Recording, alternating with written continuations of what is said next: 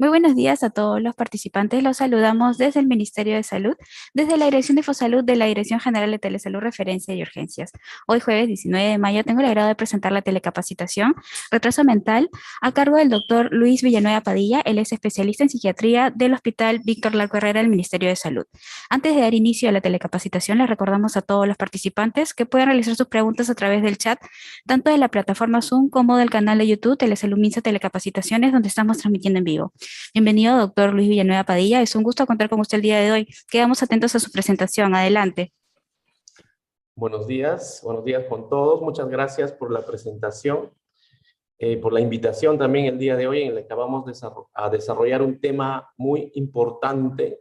Si bien es cierto que la incidencia no es mucho en lo que respecta a psiquiatría en los pacientes de retraso mental, pero es muy importante conocer y capacitarse en este aspecto también. Bien, entonces vamos a iniciar el día de hoy. Voy a compartir las diapositivas para ir conversando cada que pasamos cada una de ellas. Bien, si tienen alguna pregunta o alguna duda, me la hacen ahí por el chat y por ahí podemos conversar, mantener un diálogo. Bien, voy a mover esto de aquí.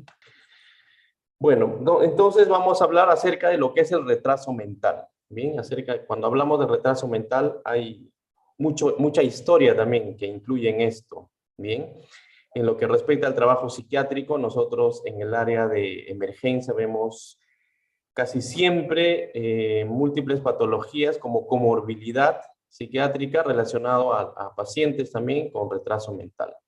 Bien, entonces va a ser importante capacitarnos en ese tema. Como dice la diapositiva, esta ha sido una patología, digamos que a lo largo del tiempo ha ido variando, mientras su concepto ha sido constante, o sea, la forma de presentación siempre ha sido la misma, pero lo que ha cambiado ha sido el nombre, la nomenclatura. Bien. Aparte dice de la influencia de la evolución científica, sea que los términos que lo definían han sido pronto utilizados de forma peyorativa por lo que significaba, ¿no? O sea, de pronto los términos que se utilizaban, por ejemplo, de idiosía, como vamos a ver acá, se empezaron a utilizar como insultos, ¿no? Entonces, con un buen criterio se empezaron a dejar de utilizar y se empezaba a usar nueva nomenclatura, ¿no? Y eso está sucediendo actualmente también. Como podemos ver, hasta el siglo XVIII, por ejemplo, predominaba el término de idiotismo para englobar una serie de trastornos deficitarios. Se establecían grados de profundidad en la idiosía, como podrían ser la imbecilidad y la idiotez, como más profundo. ¿Bien? Hasta que un famoso psiquiatra, ¿no?, que es Emil Kraepelin, él estuvo más o menos en 1880, 90, por ahí, introduce el término de oligofrenia, que según su etimología griega, oligo significa poco y frenos, inteligencia, ¿no? Cuando hablamos de oligofrenia, entonces estamos hablando de poca inteligencia, ¿no? Entonces ya por ahí nos estamos dirigiendo más o menos a lo que trata el capítulo que estamos estudiando, desarrollando el día de hoy, ¿no? Luego se habló de lo que es la debilidad mental, la deficiencia intelectual, la subnormalidad, los niños anormales, etcétera, etcétera, ¿no? Todos esos términos que ahorita nos pueden sonar un poco extraños, como antiguos o como peyorativos, por así llamarlo, en aquel entonces era normal, ¿no? Era normal, e inclusive se veía esto muy científico, ¿no? Entonces, hasta que miren, en 1953 la OMS convoca la ONU, la OIT, la UNESCO, inclusive a un comité mixto de expertos para hablar del niño mentalmente subnormal con el fin de asesorar a los gobiernos sobre esta problemática. En 1967 ya se elabora el 15º informe del Comité de Expertos de Salud Mental, donde se establece la denominación de retraso mental y la clasificación que se mantiene en lo que es actualmente inclusive la CIE-10. Bien. Mire, esa es la CIE-10. Para los que no conocen, de repente hay alguien que es público en general que esté escuchando esta charla. La CIE-10 significa Clasificación Internacional de Enfermedades en su 10ª edición. Hay un ítem que es la parte F. Toda la F corresponde a la clasificación de enfermedades y problemas relacionados con la salud mental. Todo lo que es psiquiatría está en la F. Bien. Y también está, miren, la American Psychiatric Association, ¿no? La Asociación Psiquiátrica Norteamericana, que habla de los criterios, tiene sus criterios diagnósticos, que es el famoso DSM, que ahora actualmente está en la número 5, ya, ¿no? Su quinta revisión. Entonces, bueno, como ya les dije, hay diferentes manuales diagnósticos y estadísticos de los trastornos mentales. También se utiliza la misma denominación de retraso mental. O sea, actualmente, ahora 2022, lo que se utiliza es el término aceptado y el que se está utilizando ahora es el de retraso mental. Tanto en la DSM, que es la Asociación Psiquiátrica Norteamericana, ¿no? Como en el CIE-10, que es la Clasificación Internacional de Enfermedades de la OMS, ¿no? La Organización Mundial de la Salud. Hay pequeñas variaciones, límites en los grados de retraso, en eso, pero básicamente es casi lo mismo. En la actualidad se van a utilizar términos ya, como por ejemplo minusvalía, discapacidad psíquica, persona con necesidades educativas especiales, ¿no? Etcétera, para poder determinar este tipo de alteración. El concepto es variable según los autores y el criterio con que se enfoque su estudio. Bien, hay 5 áreas en las que nosotros tenemos que tener en cuenta siempre. ¿Qué es la parte biológica? Es decir, cerebral, cómo está funcionando el cerebro. La parte psicológica, de cómo es que se está esta persona manifestando o cómo es su presentación en su vida cotidiana y con los demás, ¿no? Y el aspecto pedagógico y psicosocial también. Creo que acá puse unos dibujos, no, después es bueno. Hay una definición clásica de retraso mental, ¿no? Que sería bueno que nosotros lo aprendamos e inclusive lo podemos memorizar para que lo tengamos presente siempre en la mente, ¿no? Es un defecto de la inteligencia, incurable, congénito o adquirido en los primeros tiempos de la vida, condicionado por la herencia y debido a una falta de desarrollo del cerebro. Bien, esta definición va a englobar así de manera general lo que estamos conversando. Hay otra definición de Moragas en 1942 que habla del trastorno en el desenvolvimiento normal del niño, que se produce generalmente a base de una lesión orgánica y que se traduce principalmente por un déficit intelectual y una perturbación de toda la vida psíquica, dificultando el rendimiento de un trabajo útil y una adecuación familiar y social. Bien, entonces ya ahí estamos abriendo la puerta y estamos viendo de qué se trata el tema que estamos desarrollando el día de hoy. Bien, la CIE-10, la Clasificación Internacional de Enfermedades, ¿qué dice? En este ítem dice acerca del retraso mental, que es el desarrollo mental incompleto o detenido, que produce el deterioro de las funciones concretas de cada época del desarrollo, tales como las cognitivas, el lenguaje, motrices y socialización. Cuando habla de cognoscitivo, habla de lo que es la inteligencia, la memoria, ¿no? Discernimiento y todo eso, ¿no? Acá está el dibujo que les había puesto, que debió haber estado 3 diapositivas antes, ¿bien? Que cuando hablábamos del enfoque, de las definiciones, los conceptos que se hace acerca de lo que es el retraso mental, vemos que se tiene que hacer desde un punto de vista también cerebral, biológico. Bien, hay varias teorías, hipótesis que hablan de alteraciones a este nivel, inclusive a nivel morfológico cerebral también, ¿no? Luego a nivel psicológico, bien, de cómo es la personalidad, cómo esta alteración, este déficit intelectual va a influenciar en la presentación del ser humano, ¿no? En su personalidad, en su forma de ser, en la forma como va a expresarse en la vida, ¿no? Ya sea en el trabajo, a nivel psicoeducativo, a nivel familiar, ¿no? El entorno familiar va a ser influenciado grandemente, y en el aspecto psicosocial también, ¿no? Con los amigos, las amistades, relaciones de pareja y todo eso. Entonces, para nosotros poder entender lo que estamos hablando, hablamos de déficit intelectual, de déficit cognitivo, entonces tenemos que definir bien lo que es el concepto de inteligencia. ¿Qué es ser inteligente? ¿No? Entonces, ser inteligente, me fui al diccionario de la RAE, para ser más exacto, la Real Academia de la Lengua Española, en la que dice, ¿no?, que inteligencia, uno, es la capacidad de entender o comprender. Bien, es la capacidad de resolver problemas. Y es el conocimiento, comprensión y acto de entender. O sea, si una persona es inteligente, todos los seres humanos somos inteligentes. ¿Ok? Somos inteligentes en diferentes grados. Algunos mucho más inteligentes y otros mucho menos inteligentes. Pero todos somos inteligentes. Bien, aún al que se le considera que tiene un retraso, pero aún es inteligente en ese nivel. Tiene cierta capacidad de entender, cierta capacidad de comprender, cierta capacidad de resolver problemas, de aprender, de comprender, de entender. Bien. Entonces, acá hay más definiciones. Dice sentido en que se puede tomar una proposición, un dicho o una expresión. Habilidad, destreza y experiencia. Bien, o sea, la inteligencia se va a manifestar en todos esos sentidos.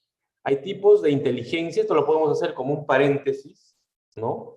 En la que se habla, nosotros estamos hablando bastante y vamos a hablar de todo el capítulo acerca de lo que es también digamos, el retraso a nivel cognitivo, ¿bien? La inteligencia propiamente dicha.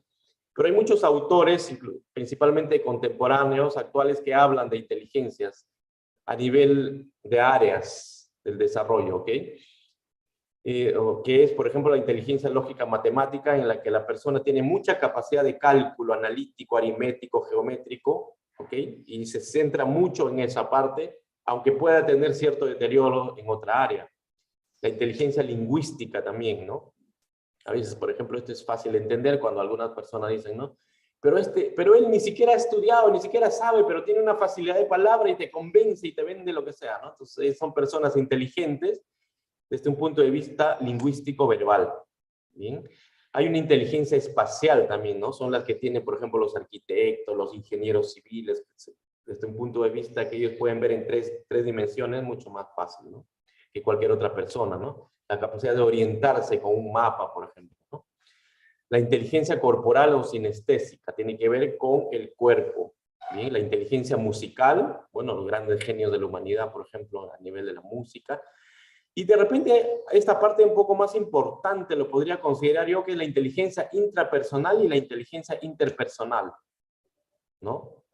Que es la capacidad de autoconocerse, es la capacidad de aprender de los errores propios y aprender de los errores de los demás también.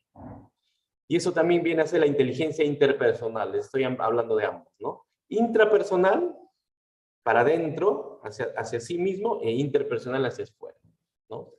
Algunos le llaman inteligencia espiritual a esto también, ¿no? Pero, bueno, son términos que se utilizan, ¿no? Y luego la inteligencia naturalista, ¿no? Que esto está como que de moda ya entrando en la humanidad, ¿no? Que hay un tipo de inteligencia como un despertar en el aspecto de cuidar la naturaleza, los animales y todo, ¿no? Que antes estaba como limitado a la gente que de repente se dedicaba a la biología, a la botánica, a todo lo que es el estudio de la fauna y la flora y todo eso, ¿no? Pero ahora es como que ya normal y natural inclusive, ¿no? Entonces, es importante conocer también las precondiciones en las que se asienta la inteligencia, ¿bien? Que son objetivas y subjetivas. Las objetivas son las sensaciones, la memoria, el lenguaje, el conocimiento adquirido. Bien, o sea, yo para ser una persona que desarrolle mi inteligencia, tengo que tener cierto bagaje. Haber ido al colegio, haber aprendido, haberme leído algunos libros, haber estudiado algunas materias, algunos oficios, para yo poder alimentar esa intelectualidad en mi mente, ¿no? Entonces, y otro vendría a ser otra precondición subjetiva, que vendría a ser la afectividad, el interés, los instintos y el grado de fatigabilidad. Eso va a influir mucho en lo que es la capacidad intelectual. ¿No? Que dice que acá esta diapositiva dice que a pesar de lo abstracto del concepto de inteligencia, siempre se ha tenido interés en encontrar un medio para cuantificarla, ¿no?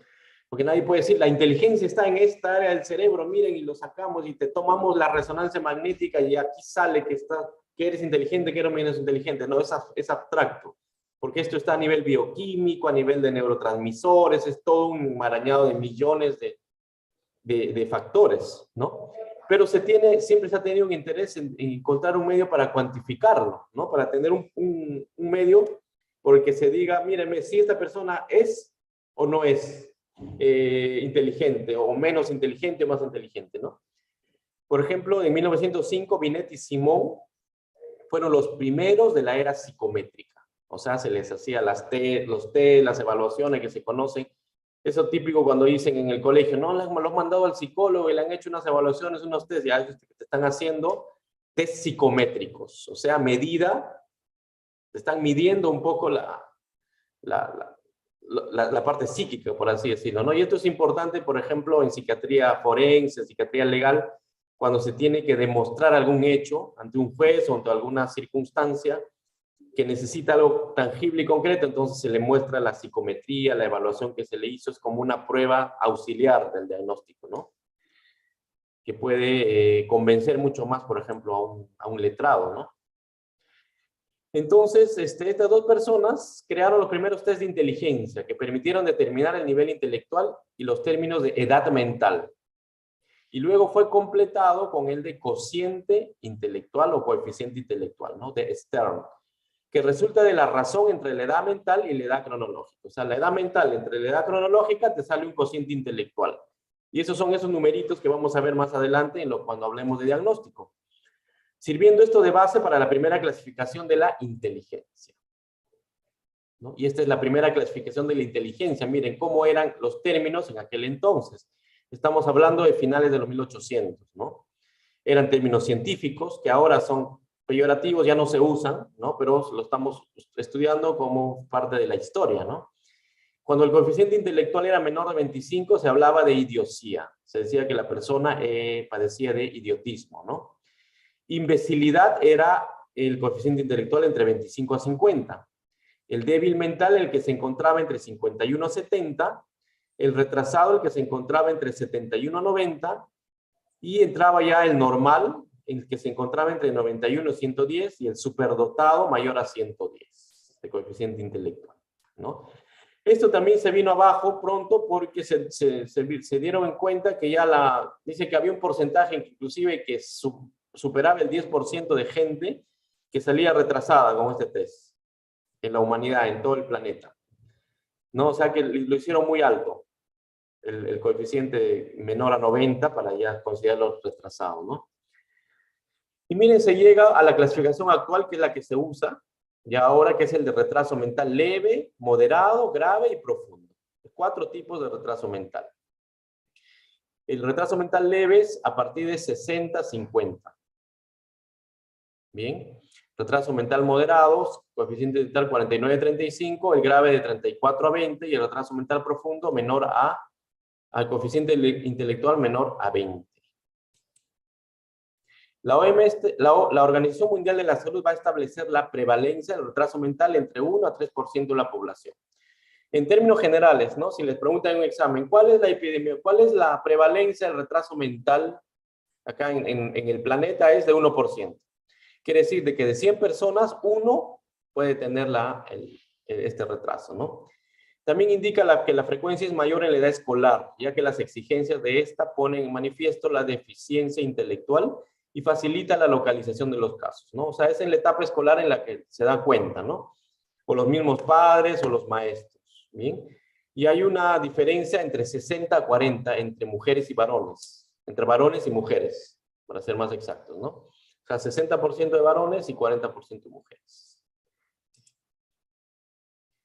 Las causas de lo que es el retraso mental, ¿no? Hay que conocerlas, hay que saber cuáles son, porque va a servir para aconsejar de forma correcta a la familia, ¿no? Porque la familia lo que a veces se afecta en primer término, ¿no? La psicoterapia, por ejemplo, en primer término, generalmente tiene que estar dirigida a los familiares, porque son ellos los primeros afectados, los que se sienten mal, se sienten con sentimientos de culpa, o dicen que ¿por qué me pasó esto a mí? ¿No? Y hay como una especie de crisis existencial, es un proceso de adaptación que los familiares tienen que pasar para aceptar a un niño con este problema, ¿no? También para guiar adecuadamente la intervención posterior. Porque yo no le llamaría problema, ¿no? Le llamaríamos con esta situación. Bien. Para guiar adecuadamente la intervención posterior. Miren, acá les copié la tabla de todo lo que es la etiología del retraso mental, porque es bastante, es un montón. Obviamente no vamos a estudiar una por una, ¿bien?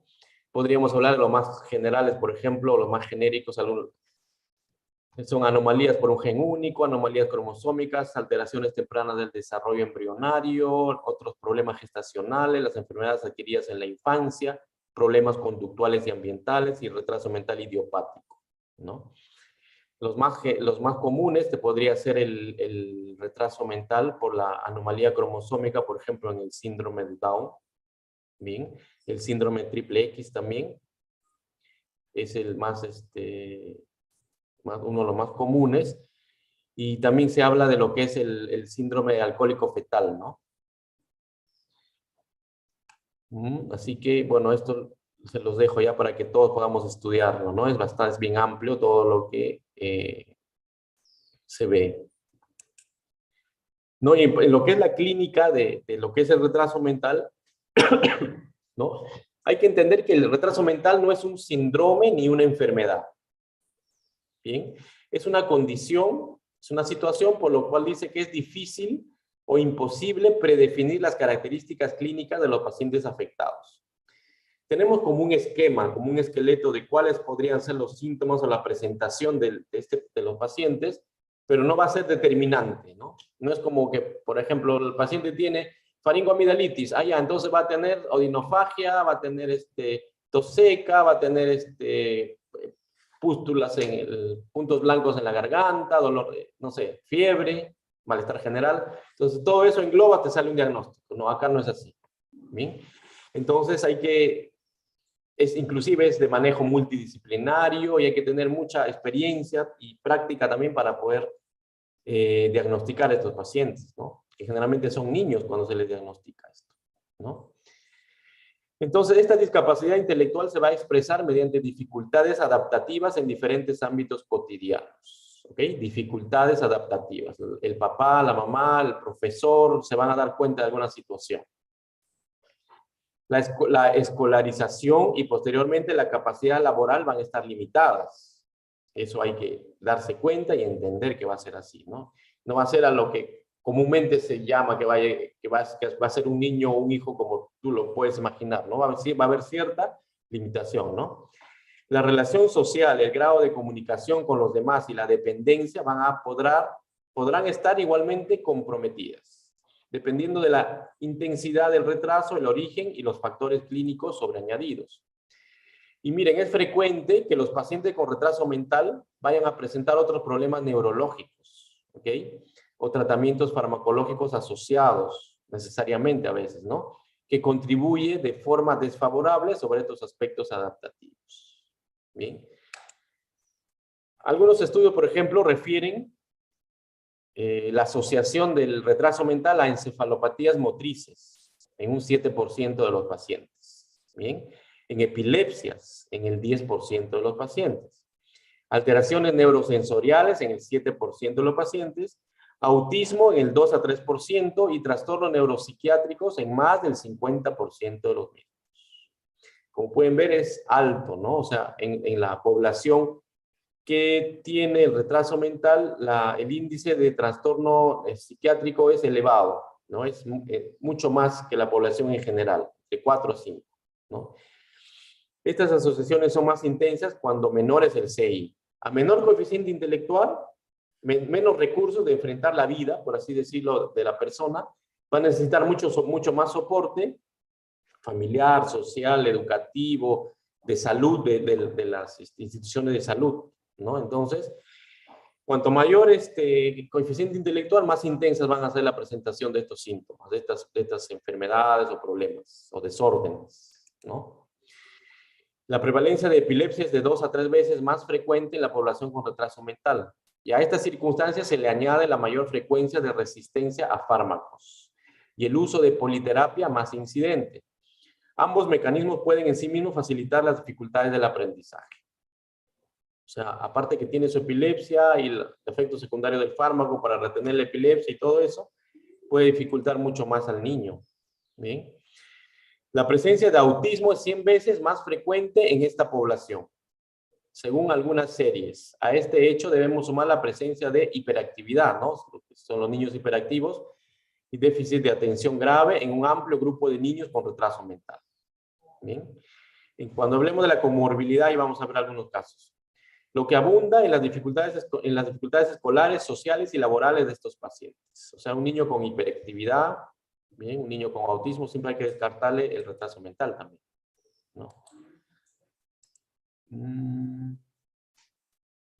Bueno, acá ya vamos a hablar un poco de las características clínicas. El F70 es el código que le da la clasificación internacional de enfermedades. Bien, retraso mental leve, por ejemplo, llamado también debilidad mental, subnormalidad mental leve, oligofrenia leve, morón.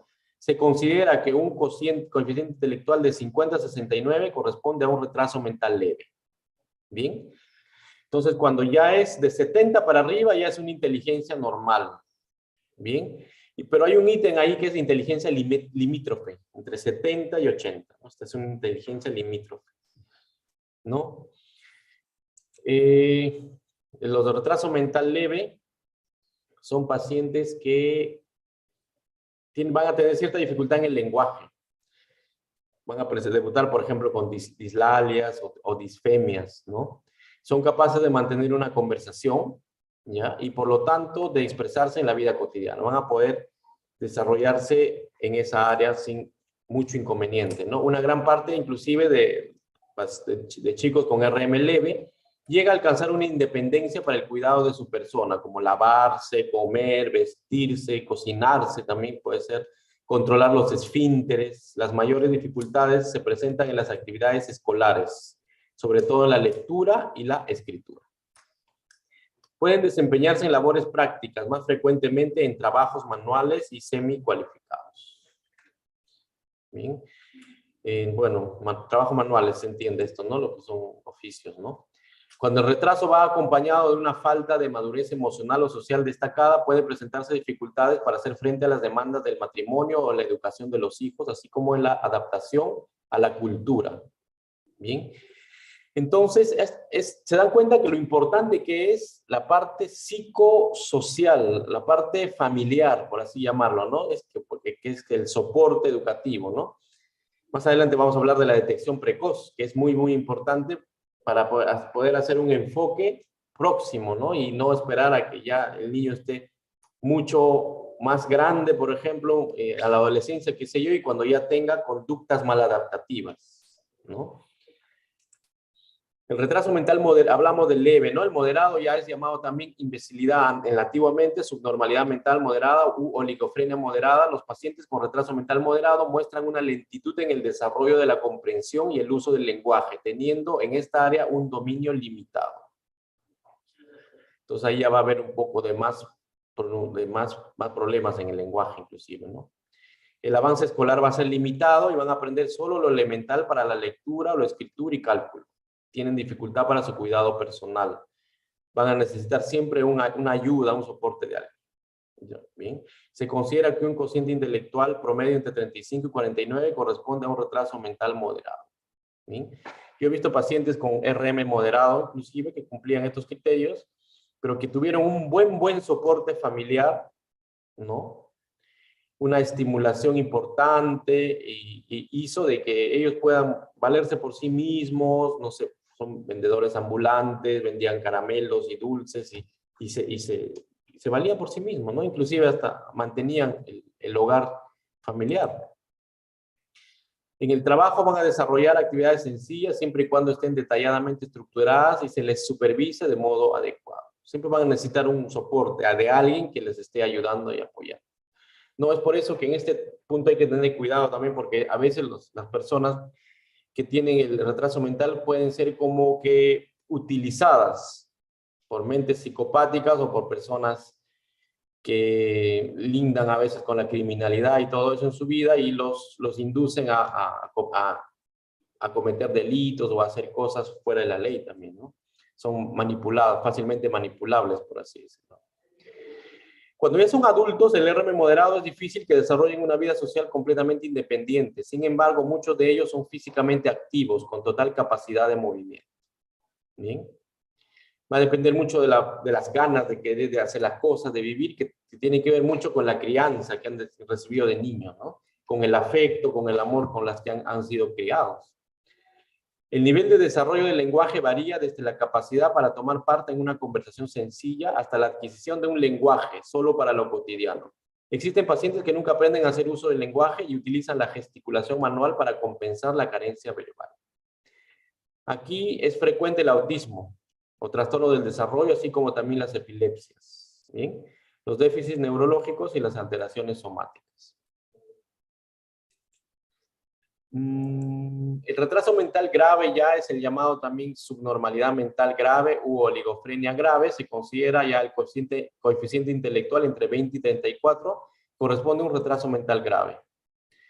Presenta un cuadro clínico ya mucho más severo que el anterior. Básicamente su etiología es orgánica. Bien, o sea, ya hay un fondo cerebral fuerte ahí, asociado a otros trastornos con escaso o nulo nivel de desarrollo del lenguaje. Son chicos casi que no hablan. Van a necesitar, por ejemplo, pañales, están generalmente en silla de ruedas, ¿no? No logran aprender a caminar. Marcado déficit motor o la presencia de otras carencias que dan evidencia clínica de un daño o anormalidad del desarrollo del sistema nervioso central. El retraso mental profundo ya es el llamado también idiotez o subnormalidad profunda u oligofrenia profunda. Hago hincapié otra vez de este término que es un término antiguo, ¿ok? Pero está considerado todavía en los términos como historia, ¿no? Ahora se habla de retraso mental profundo nada más. Se considera ya cuando el coeficiente intelectual es inferior a 20. Y los pacientes de este grupo poseen muy limitada capacidad para cuidar sus necesidades básicas. Van a requerir ayuda y supervisión permanente. O sea, cuidado permanente para comer, para cambiarse de los pañales, para movilizarse de la silla a la cama. ¿Okay? Ellos necesitan supervisión permanente, como si fuera un bebé, ¿no? No muestran capacidad para comprender instrucciones o reconocerlas y actuar de acuerdo a ellas. Su comunicación no verbal es muy rudimentaria y muestran una movilidad muy restringida o totalmente inexistente. No controlan los esfínteres. Y aquí generalmente su etiología es orgánica principalmente. Cuando hablamos de diagnóstico en lo que es el retraso mental, cualquiera sea su grado, deben hacerse muy cuidadosamente. Bien, hay que tener mucho cuidado en esto, porque imagínense que se nos pasa un diagnóstico de RM leve en una persona, le podemos ocasionar mucho daño, porque el diagnóstico precoz es importante para poder ya hacer las terapias de rehabilitación, las psicoterapias, las psicoeducativas, todo lo demás, ¿no? Y también lo contrario, si le dan un diagnóstico y al final no era, también le van a hacer un daño al niño, ¿no? En lo que es autoestima y a la familia y todo eso, ¿no? Un diagnóstico equivocado puede causar daños irreparables, como dice acá, ¿no? Y hay que utilizar varios procedimientos. Esto salió un poco pequeño, pero vamos a leerlo. Dice, por ejemplo, la primera es la historia clínica. Tiene que ser detallada, todo lo que es el desarrollo psicomotor del paciente, a qué edad habló, a qué edad que empezó a caminar, a qué edad dio sus primeras palabras, ¿ok? Hay varias herramientas, como son el test de Denver o la escala de Bailey. Este test de Denver o la escala de Bailey es utilizada mucho por los expertos en este tipo de diagnóstico, ¿no? En el caso de un estancamiento o involución debe anotarse la edad de comienzo. ¿En qué momento empezó a notar la diferencia? Los padres, los profesionales, ¿no? Hay que tener en cuenta los antecedentes personales de uso de fármacos, por ejemplo, en el embarazo, ¿no? El control de embarazo, las características del parto, la edad gestacional, si fue instrumentado o no, aunque ahora ya no se instrumentan mucho eso es lo que era forceps, eso ya no se usa. La recogida de datos relacionados con el periodo neonatal se añadirá la calidad de succión y llanto. ¿Cómo era el bebé cuando succionaba y cuando lloraba? La presencia de hipotonía, que quiere decir que es un poco flácido, ¿no? Su cuerpecito, ¿no? O crisis en los primeros días de vida y los problemas respiratorios. Convulsiones febriles, meningoencefalitis, traumatismos cráneoencefálicos severos o cardiopatías también. Los antecedentes familiares también es importante anotar, todo un árbol genealógico en lo posible, ¿no? Que haga constar los posibles antecedentes de retraso mental, de autismo o cualquier otro tipo de trastorno psiquiátrico o epiléptico en la familia. Bien.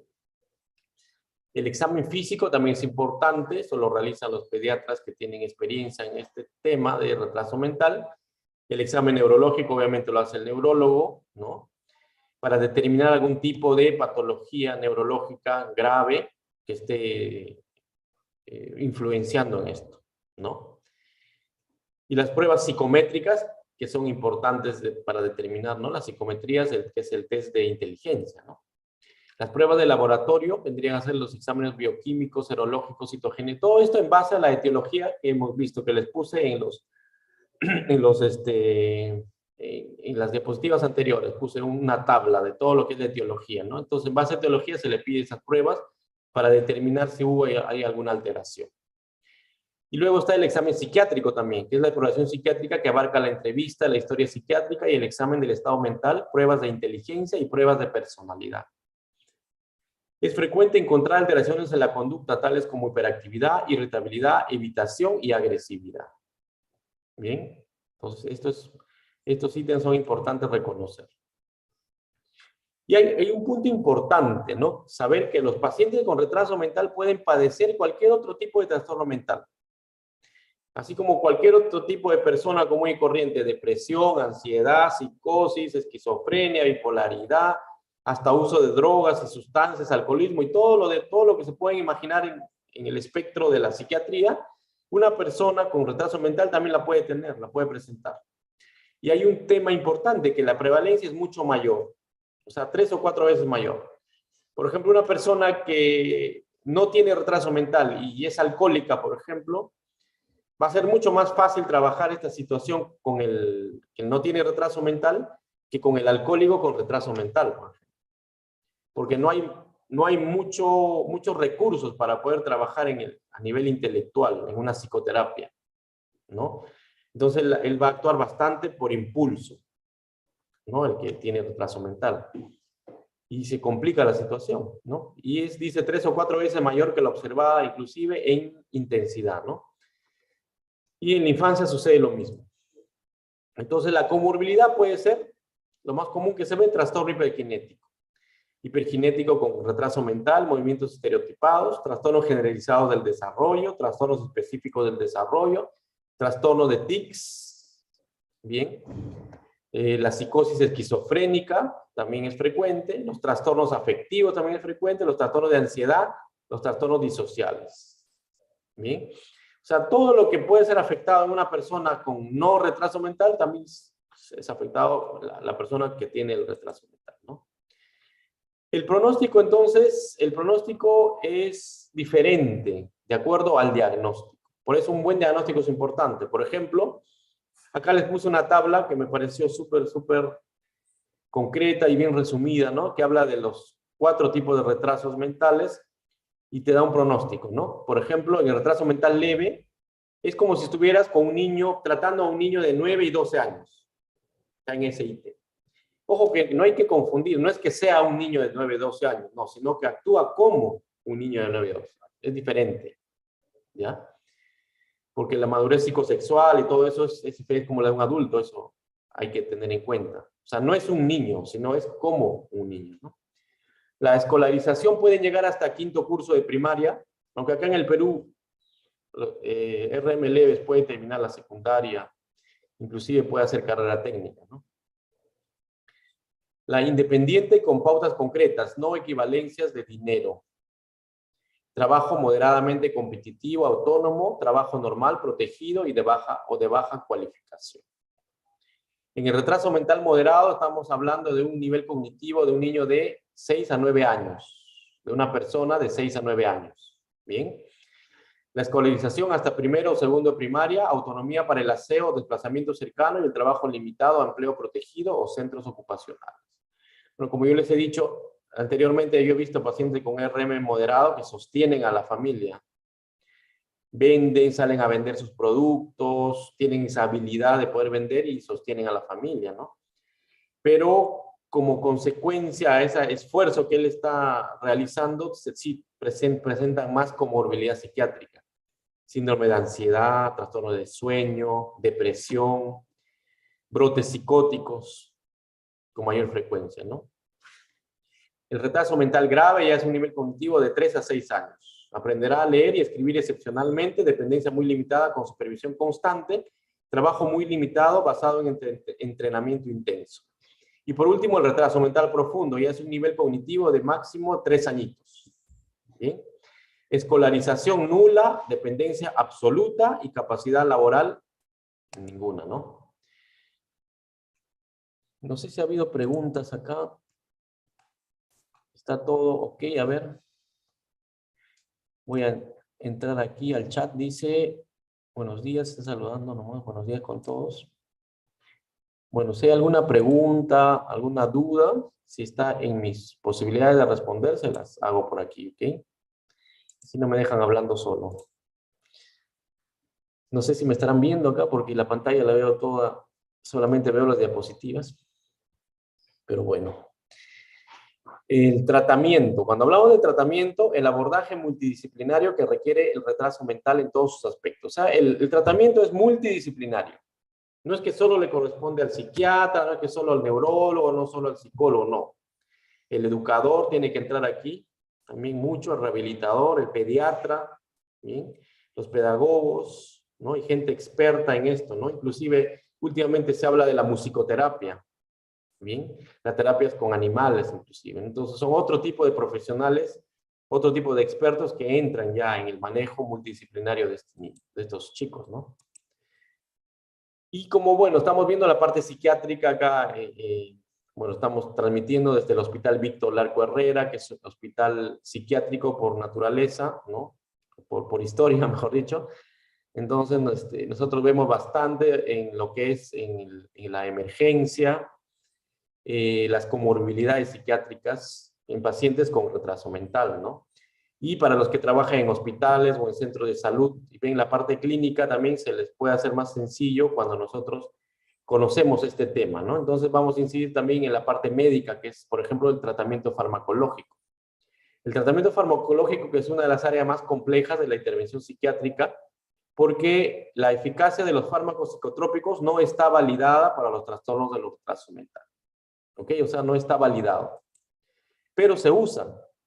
Se van a usar por su necesidad, por la presentación clínica, porque los síntomas son muy aparatosos, de hiperactividad, de repente es un niño que no puede estar quieto, que molesta mucho a sus compañeros, que ya interfiere demasiado, entonces se le tiene que medicar, ¿no? O si es un adulto, por ejemplo, con retraso mental y con problemas severos de impulsos, por ejemplo, no se puede controlar mucho, se le tiene que medicar.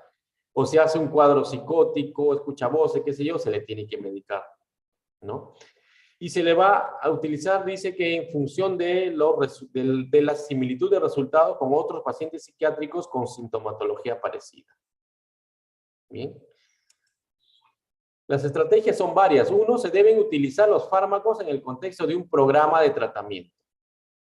O sea, no es que se le va a dar y ya no. Tiene que ser con una historia clínica, del especialista que lo tiene que hacer, ver, hacer el seguimiento, ¿bien? Deben ser de segunda elección siempre.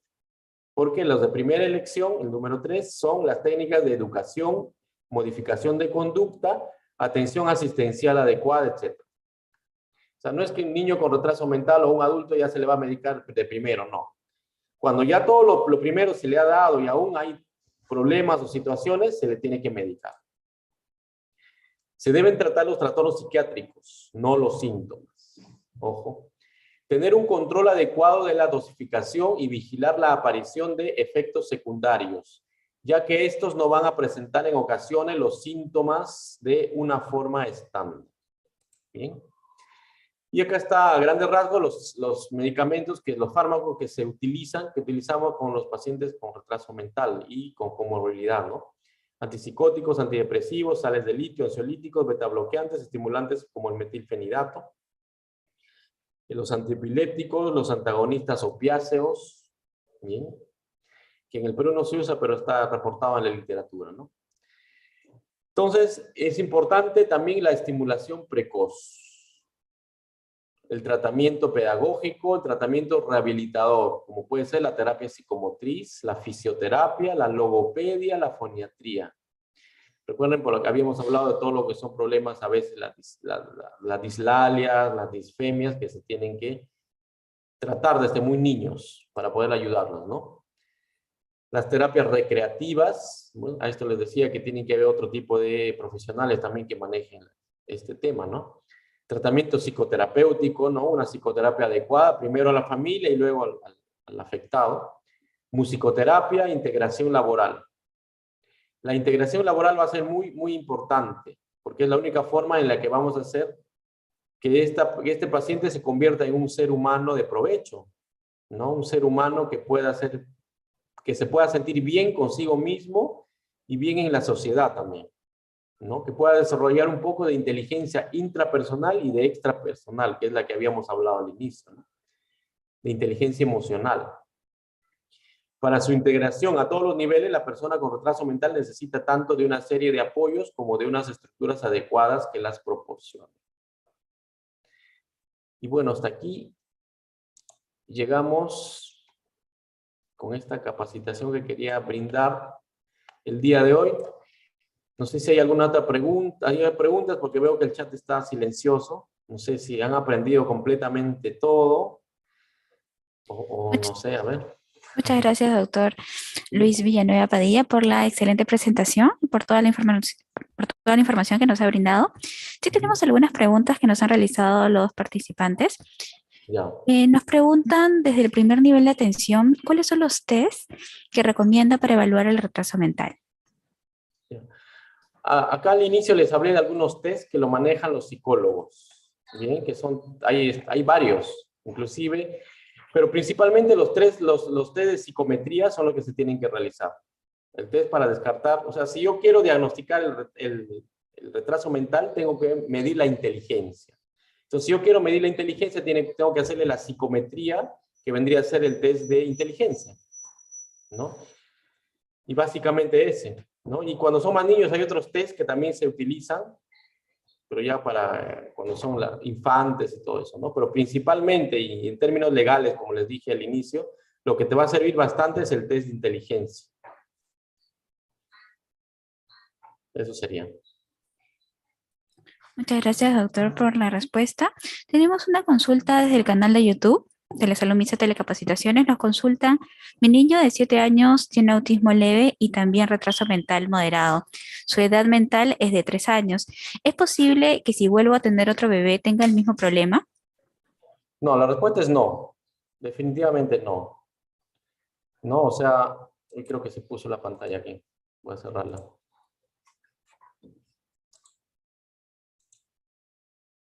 Muchas gracias, doctor, por la respuesta. Tenemos otra consulta desde el canal de YouTube. Nos consultan, un bebé prematuro de 26 semanas, ¿qué tanto puede pasar el déficit de retraso mental?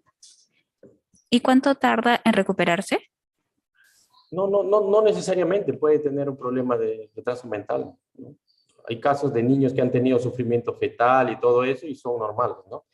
Ahora, quizás de repente, si el sufrimiento fetal ha sido mucho, por ejemplo, no sé, si el niño iba a tener 150 de inteligencia, puede bajar a 120, no sé, ¿no?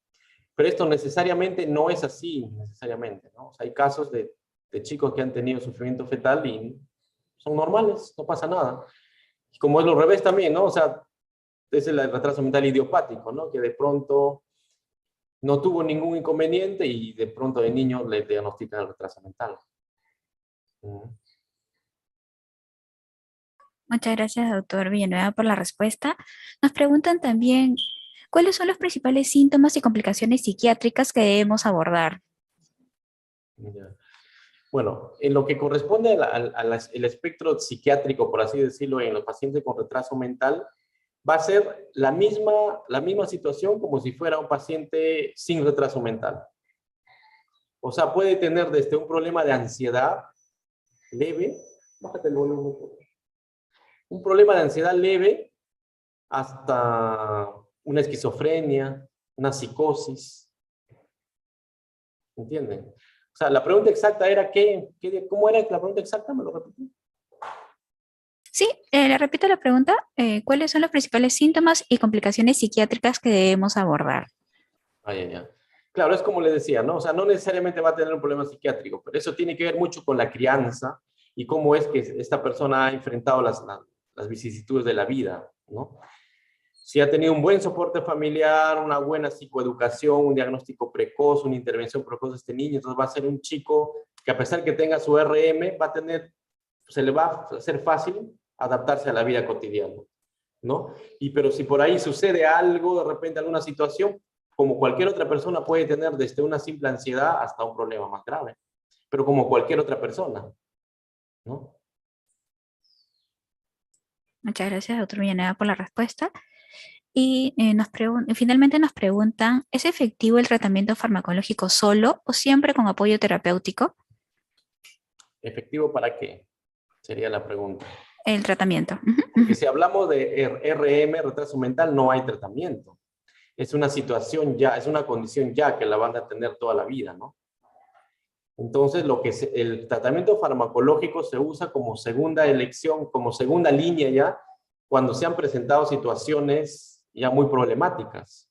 Por ejemplo, la irritabilidad se convierte ya en agresión, ¿no? Una persona muy descontrolada se pone agresivo, qué sé yo, o ya hace un brote psicótico, o tiene una depresión muy severa. Entonces, se le tiene que dar un fármaco para regular eso. O tiene una hiperactividad muy severa, ¿no? Entonces le tiene que dar un fármaco para ir regulando eso, ¿no? Pero un fármaco para el retraso mental no existe, no. Es para todo lo que se vaya a presentar después con esa situación, ¿no? Muchas gracias, doctor, por la aclaración. Y tenemos otra pregunta más. Nos preguntan en qué momento es necesario visitar a un psicólogo o a un psiquiatra para saber el diagnóstico de un familiar. Gracias. Bueno, generalmente cuando son pequeñitos, niñitos, ya la mamá tiene como un instinto, ¿no? Algo le dice como que algo no está bien. Por ejemplo, cuando el bebé no succiona de la forma como succionaba su primer hijo, por ejemplo, se da cuenta, pero no está succionando como debe ser. O tiene cierta hipotonía el bebé, ¿no? O sea, que es como flácido. No es un bebito que se está moviendo, mueve el bracito, no, está como flácido, como, ¿no? Entonces, no necesariamente quiere decir que va a tener retraso mental, ojo, no se asusten los que están escuchando esto, ¿no? Puede ser que, pero puede que sí. Entonces, siempre es bueno visitar a un especialista, ¿no? Sea especialista en este tema cuando vean una situación así. Cuando es un niñito más grande, cuando hay una especie de retraso en el habla o en el caminar, ¿no? Una dislalia, por ejemplo, ¿no? Cuando no pronuncia bien las palabras, ¿bien? O una disfemia en tartamudez, ¿no? Que no necesariamente va a ser retraso mental, pero puede que sí también, ¿no? Ya que el adulto generalmente ya todos los adultos ya están diagnosticados, ya es raro que no haya un adulto que no le hayan diagnosticado el DRM, ¿no? Generalmente ya es en la primera infancia, en el colegio, cuando ha habido dificultades en el aprendizaje, ¿no? Entonces ahí ya es lo que... Entonces un adulto ya viene con diagnóstico ya. Muchas gracias, doctor Luis Villanueva Padilla, especialista en psiquiatría del Hospital Víctor Larco Herrera del Ministerio de Salud. Doctor, ¿tendría algunas recomendaciones finales para todos los participantes? Nada, que vivan felices, sean tranquilos, no se emocionen mucho, vivan la vida con calma y que todo mal tiene un bien oculto. Eso. Muchas Muchas gracias gracias. a todos. Muchas gracias nuevamente, doctor Luis Villanueva Padilla, por acompañarnos esta mañana y compartir esta importante información en beneficio de la población. Muchas gracias, doctor. Gracias a Esperamos todos contar con usted ustedes. para próximas Gracias por su telecapacitaciones. participación. Gracias. Muchas gracias también a todos los participantes por la atención prestada. Esta telecapacitación la podrán volver a visualizar en nuestro canal de YouTube, Telesalud Minsa Telecapacitaciones, donde también podrán encontrar las telecapacitaciones que se vienen desarrollando en articulación con el Hospital Víctor Larco Herrera del Ministerio de Salud. Muchas gracias, muy buenos días.